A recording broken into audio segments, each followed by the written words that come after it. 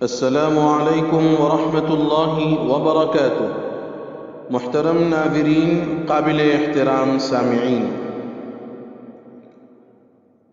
ایک اہم بات جو اس وقت پوری دنیا جس کا شکار ہے اور جس عمل کو لوگ نیکی کا بہت بڑا حصہ سمجھتے ہیں، اس عنوان پر ایک چشم کشا بات، ایک دل کو لگنے والی بات اور حقیقت پر مبنی بات آپ کی خدمت میں پیش کر رہا ہوں۔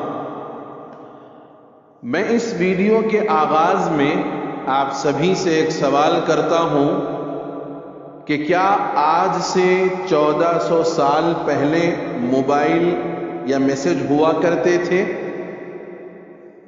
اگر ہاں موجود تھے تو ثبوت پیش کریں، اور اگر نہیں تو یہ بتلائیں کہ یہ کس حدیث سے معلوم ہوا کہ ایک میسج 10 لوگوں کو سینڈ کرنے سے جنت واجب ہو جاتی ہے؟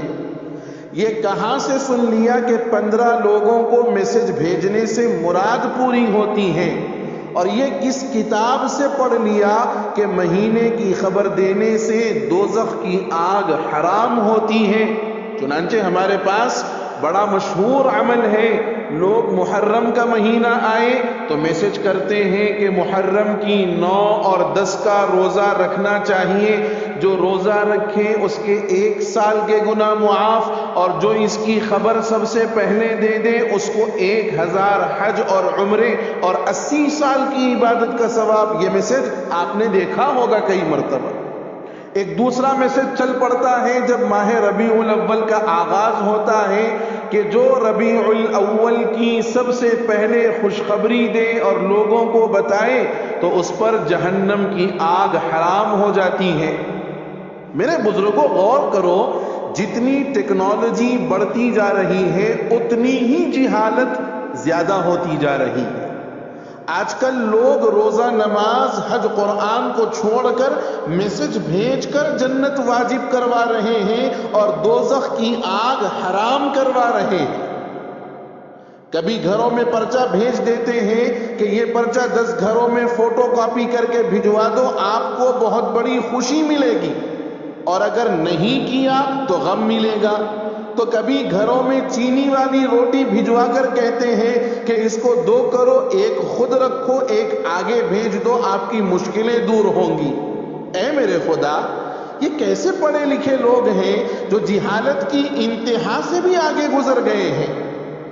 کیا فرشتے آپ کے مرنے کے بعد آپ کا ہاتھ پکڑ کر کہیں گے جاؤ بھائی جنت میں آپ سب سے زیادہ میسج بھیجتے تھے اور مہینے کی خوشخبری دیتے تھے؟ کیا قبر میں سانپ اور بچھو کے سامنے آپ کے میسج دیوار بن کر کھڑے ہوں گے؟ آپ سے میری مؤدبانہ گزارش ہے کہ جس گناہ کو آپ کر رہے ہوں اس کو آگے نہ بھیجو، کیونکہ دنیا بھر میں ایک یا 2 نہیں بلکہ ہزاروں لوگ ایسے موجود ہیں جو یہ عمل میں مستقل لگے ہوئے ہیں، اور در حقیقت یہ سب اسلام دشمن طاقتوں کی سازشیں اور چالیں ہیں، جو یہ چاہتے ہیں کہ روز بروز مسلمانوں کو ایسی جھوٹی باتوں سے الجھاتے رہیں۔ مگر آپ تو پڑھے لکھے ہو، کیا آپ نے اسلامیات کی کتابیں نہیں پڑھی؟ کیا آپ نے کبھی قرآن پاک کا ترجمہ نہیں پڑھا؟ کیا آپ نے کبھی کوئی حدیث پڑھی یا سنی نہیں؟ جو آپ اسلام دشمن طاقتوں کے اور اسلام کو پسپا کرنے کی سازشیں کرنے والوں کی چالوں اور ان کے بہکاوے میں آ رہے ہیں۔ ہمارے پیارے نبی حضرت محمد الرسول اللہ صلی اللہ علیہ وآلہ وسلم کی قسم ڈال کر میسج آگے کرنے والے یہ آج کا بہت بڑا ہتھیار ہے ان اسلام دشمن طاقتوں کا، اور یہ بڑی تیزی سے سفر کر رہا ہے۔ حضور کی ذات مبارک کی قسم ڈال کر کہتے ہیں کہ آپ کو اگر اپنے نبی سے محبت ہے اس میسج کو فارورڈ کرو، آگے بڑھو۔ اور 80 سے زیادہ مسلمان وہ ہیں جو اس بات کو سیریس لے لیتے ہیں اور اس کا شکار بن جاتے ہیں.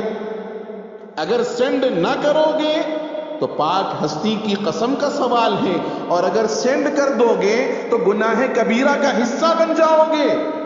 ہاں گناہ کبیرہ کا حصہ بن جاؤ گے، کیونکہ نبی پاک صلی اللہ علیہ وسلم کا نام لے کر کوئی جھوٹی بات پھیلانا گناہ کبیرہ ہے. اور بے شک اس میسج کو وہیں دیکھ کر ڈیلیٹ کر دو، گناہ جاریہ کا حصہ نہ بنو. اگر واقعتاً جنت واجب کرانے کا سچ میں شوق ہے، جذبہ ہے، تڑپ ہے، تو 5 وقت کی نماز اس کا آسان حل ہے. قرآن پاک جنت میں پہنچانے کا واحد ذریعہ ہے.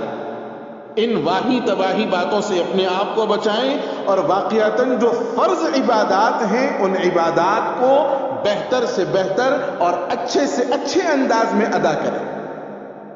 غور کریں، ہم اپنے سگے بھائی بہنوں کا حق مار دیتے ہیں اور چاہتے ہیں کہ جنت کے ہم حقدار بن جائیں. گھر سے نکل کر محلے کی مسجد جا کر نماز پڑھنا ہمارے لیے بہت بڑا دشوار مسئلہ ہے، اور چاہتے ہیں کہ مرنے کے فوراً بعد جنت کا دروازہ ہمارے لیے کھل جائے. میرے بزرگوں، جو کام واقعتاً فرض ہیں اور جس کے کرنے کا اللہ اور اس کے رسول صلی اللہ علیہ وسلم نے حکم دیا ہے اس کو بجا لائیں، اور ان واہی تباہی چیزوں سے اپنے آپ کو بچائیں. اس ٹیکنالوجی بھرے دور میں لوگ ایسی جہالت کی باتیں کرتے ہیں تو ہمیں تو ان کی حماقت پر افسوس ہوتا ہے کہ ہم کس دور میں جی رہے ہیں اور یہ کن چیزوں کو اپنا زندگی کا مشغلہ بنا رہے ہیں. بس اللہ پاک دنیا کے سبھی مسلمانوں کو ہدایت عطا فرمائے اور اتنی سمجھ عطا فرمائے کہ وہ اسلام دشمن طاقتوں کے بہکاوے میں نہ آ سکے. آمین. والسلام علیکم ورحمۃ اللہ وبرکاتہ.